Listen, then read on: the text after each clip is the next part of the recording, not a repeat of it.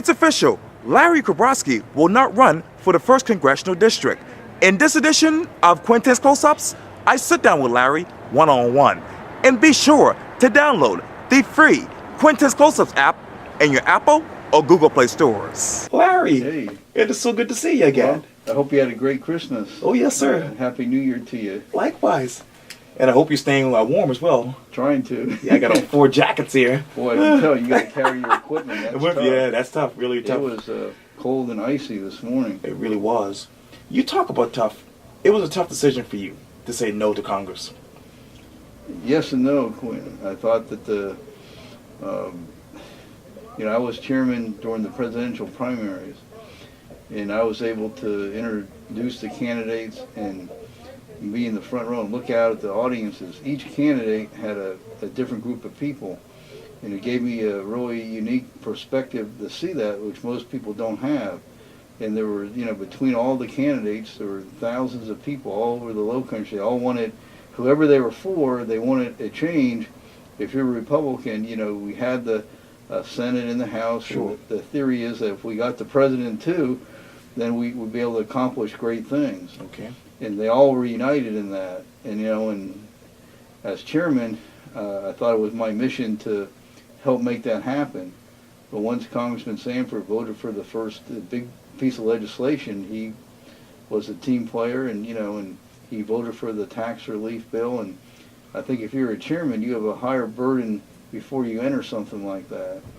And as an incumbent, he did the right thing, and my job is now to help elect Republicans and convince people, why we need to do that. Okay.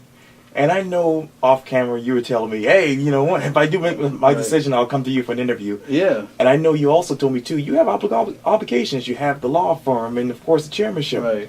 Where are you still emotionally with that decision? Well, it's, you always look at it and what it would be like if you did it, and again, it's a volatile time politically, especially in Charleston County. And I was torn because it was quite an honor to be elected unanimously to be chairman. Sure. And as Republicans, we're happy again that we have the Senate and the House, of the presidency and the Supreme Court. But I also recognize that if you like Trump and you think that the swamp should be drained, and you're happy to have all the executive and legislative branches, but I recognize that if you don't like Trump, he could be. The people are, it's like Trump derangement syndrome. So we have those who oppose him, they're like a beehive stirred up. So this is a time that will take great skill, because people tend to vote often out of anger, Quintin, okay, and come in waves. That if you win, you're kind of, the tendency is to be satisfied, and if you're opposed to what's going on, it motivates people more to come out. So it's a real challenge, and I recognize that it'll take great concentration and efforts to resist that wave, because elections come and go in waves, and so there's a lot at stake, especially in Charleston County, as we were once a solid Democratic county and then Republican. Now it's in a state of flux, so it's a real crucial time. We have the RMC office and the probate judge coming up. Right. And Mark is somebody who is very thoughtful about issues. I read what he said about the tax bill, right, and I thought he made, cogent arguments. And I would have been, a different type of congressman than him, and I would have loved to have been one and be able to influence things. And one of my biggest things is about political correctness, and that doesn't, that's something he's great on the deficit. He's really focused on that, and we all tend to react of what our life experiences have made us, most important. And to me, that was something that, why I became a Republican, is to fight that. And I thought that my experiences on the State Board of Education, right, and the County Board kind of opened my eyes to that. And because I'm sure that, you have different experience in life than I do, and shaped your politics, and what shaped mine. And, I would have different passions than Congressman Sanford. Would be something entirely different focus than him. But again, he's the incumbent, and my job is to stay strictly neutral in the primary, right, and make sure that any candidates for Congress, including Congressman Sanford are there to get the most exposure for the ideas and convince people to be for him. In fact, I've invited him to our very first meeting of the year, Right. which is the second Monday in January, to come there and tell us about, what's going on in Washington and the vote on the tax relief. So my first thing after deciding not to was to Right. immediately invite him to our first meeting, which I would have done anyway, because again, I would have had to give up being chairman if I made the announcement. And you obviously talked about the tax relief bill. Right. Overall, what letter grade would you give Congress on passing that bill? Well, I'd give him an A for doing something historic, because it's really a difficult thing to do, Quintin. I mean, because I think that it's, 435 members of Congress and 100 senators, and every person has an idea of what's the best way to do it. So to get, it's like herding cats, and everybody wants, and they all come from different districts around the country, so they all have different, areas that would be affected one way or another by whatever you do. Right. And, being a historian, I really look back, and the people need to remember that there wasn't a IRS or a federal tax like that when our country was founded. In fact, most of our history, there wasn't one. It wasn't until, I think, 1913, the 16th Amendment, that gave Congress the power to directly tax people as individuals. Before that, the Constitution actually outlawed it, and you had to. That's why you had the federal government got money through excise taxes and tariffs, and that kind of led to the division between North and South. North had manufacturing, so they wanted a high tariff to keep imported manufacturing goods out, and the South was agricultural based, and they wanted low tariffs so they can sell their products. And that, there was a division that way, and that, I encourage anybody who wants to know about the tax code. One of the most prominent buildings in Charleston is a customs house, Right. and that was where the federal government, did the import excise taxes. Right. So that was why, if you look, it's like one of the most prominent buildings in Charleston. It still is after all these years, Sure. even though it's been a long time since it was used on that. And it's like if you look at what happened when they instituted the tax code, Right. by that amendment back in 1913, it affected almost nobody. That if you made, in today's money, equivalent of $75,000, you had a 1% tax. If you made the equivalent of $12.5 million in today's money, you had a 7% tax. So it didn't affect many people. But once you give the power to the federal government, look what's happened. Went from that to like 10,000 pages, and it should be simple and direct. I would have made, if you're asking if I was like king for a day, I would have made it like, so you can do it in one page, simple and like a flat tax, so that everybody can do it. Because now it's like you're in fear of it, because you don't know what's in it. You have to hire experts to make sure you don't do something wrong. Right. And then whatever you incentivize, people are going to do. So that, you have to be very cautious about it. But I think there's a lot of demagoguery in politics on all sides, that there always is. But I remember I debated, Brady, and Right. I think that if you're honest about it, it really, the average person will benefit. 80% of the people in the country don't itemize. And if you're one of those 80%, it's doubled as individuals, and made it up to $24,000 if you're a married couple for the standard deduction. That's huge. Right. It gives you an extra, if you're a married couple, $12,000, that's there. So most people don't itemize, and most people, I don't know, anybody in my world who is there, that the property tax on their home is more than $10,000. I don't know anybody. I don't know anybody even knows anybody. Maybe if you're a real estate developer and you own many homes, so you still can deduct up to $10,000. Okay. And many people don't realize that in states like California or New York and New Jersey, you can have a middle class home and still owe $30,000 or $40,000 Wow. in property taxes, which is why, in addition to the warm weather, so many people move here when they retire, or Florida, because if you're working, you can kind of stretch it. But if you're in a fixed income retire, very few people could do that. I mean, who could spend $30,000, $40,000 on property taxes when you're retired and living on a fixed income? So you have to move.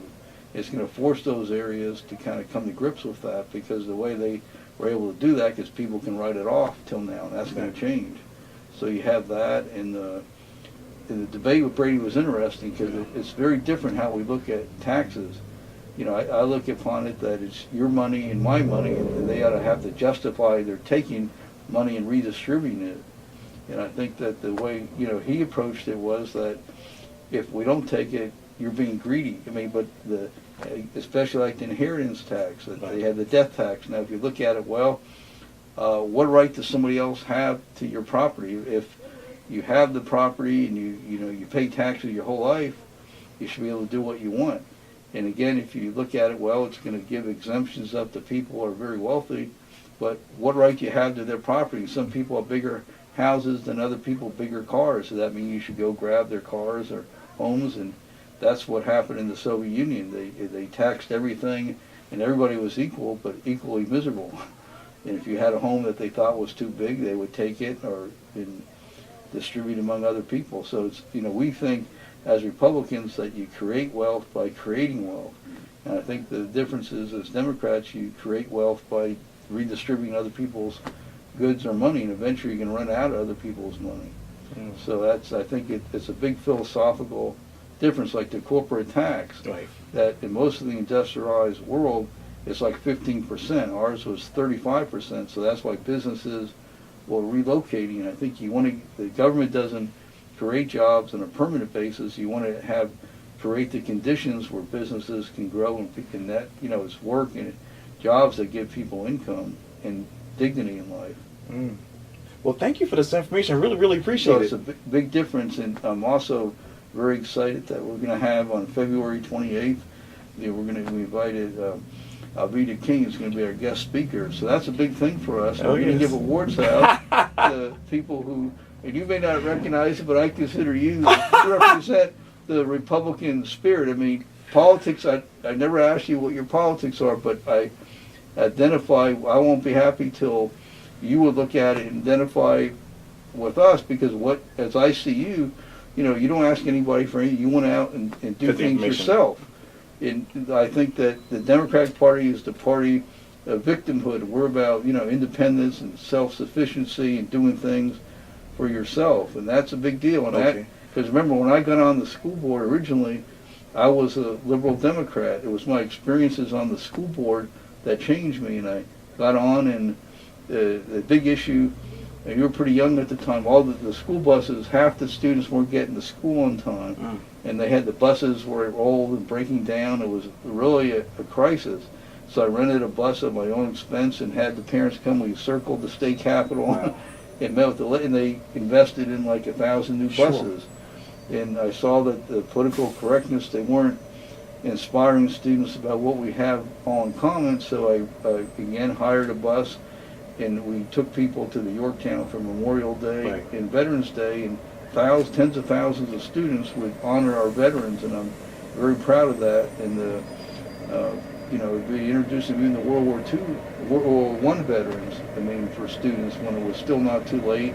And generations saw World War II veterans, and we had the 50th anniversary celebration, the parade for the end of World War II.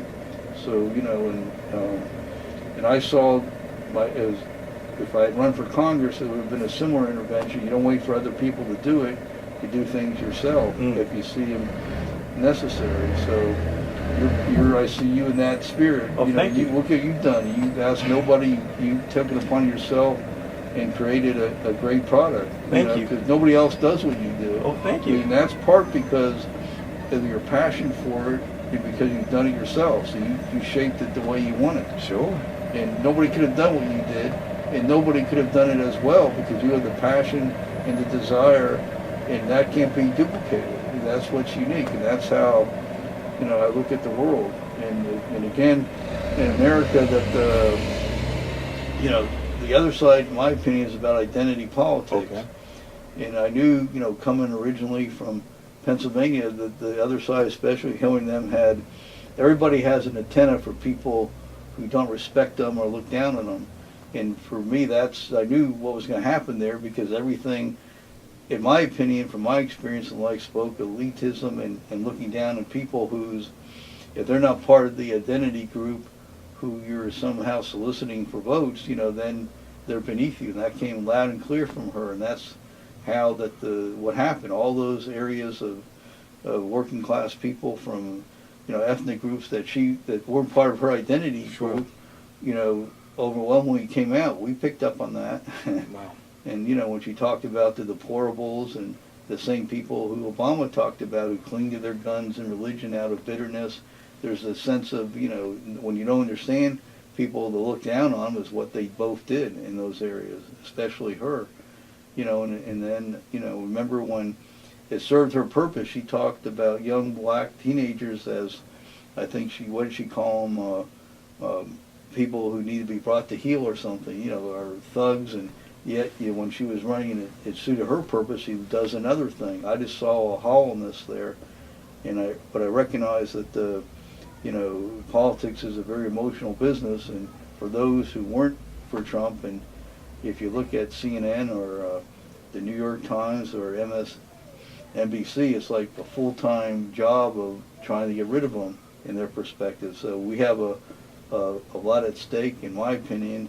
So being the chairman now is a crucial time it wasn't easy to give up the dream of being in Congress, but that was based on Quintin need, and then the need was, I thought, my burden of proof to do that. He's doing his job, and he's helping as part of a Republican effort to change things now. But again, I'm not endorsing him. Right. That's for the people to decide in the primary. I'm just there to make sure that they're all being heard. Okay. Well, Larry Kobrovsky. Thank you. Oh, thank you, Larry. Thank you, Kobrovsky, and I look forward to being one of the honorees for the event in February. I didn't know whether I can go in that. Oh yeah, go for it. Well, no, Quintin, and Jim French is another one. Right. Because again, it wasn't based on his politics or your politics. They may be different, but it's the same thing with him. I have great respect that, look, he's in bed with no one. He does what he thought, he's a true spokesman for the community, an independent voice, and that's what we're honoring. Not his politics, that's his business. I don't even know what it is. From what I read, the columns, it's not similar to mine all the time or whatever extent it is, but that's not the basis. It's to honor his independence of spirit and the individual effort and what he's achieved, and to be an authentic voice. So that's what we're trying to do, is to honor authentic voices who we think should be Republicans based on what we perceive. And so it's a big deal for us. It's a great honor for me to be able to honor you. Oh, thank you. So that's somebody I have tremendous respect for. Thank you. And a kindred spirit in many ways. And we go out and we do things. And thank you. In fact, you were kind of a role model of when I was thinking of running for Congress, because you didn't, you do your thing and you didn't ask anybody's permission or whether, you don't get approval for, you went out and did it, right? Sure. And I recognized it would have been a long shot for me, but I thought about that, honestly, because you're a role model in that way. Well, thank you. I really appreciate that. So that's a big deal for me. Well, I'm glad to hear that. I'm happy to be an example for your work. Well, you are. And, thanks for asking my opinion again. No worries. And have a great new year. You too. Thank you again, Thank you. Larry Kobrovsky. Take care. Likewise. Bye-bye. Yeah, thank you.